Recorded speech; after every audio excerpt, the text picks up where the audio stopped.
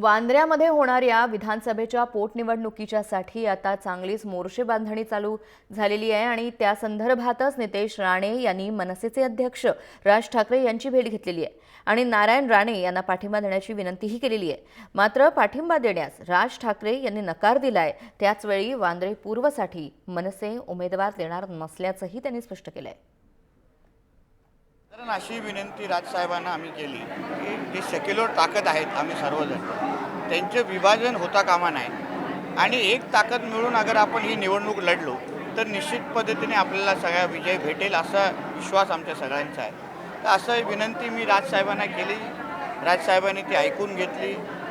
त्यांनी विचार करतो असंही सांगितलेलं आहे, पक्षाच्या अन्य सहकाऱ्यांशी बोलतो सांगितलं आहे। आता अधिकृत रीतीने त्यांनी निवडणूक लढवायची नाही असं ठरवलेलं आहे, तर पाठिंब्याचा विषय होत नाही, पण त्यांची एक सदिच्छा आणि शुभेच्छा आमच्या मागे राहिले पाहिजे।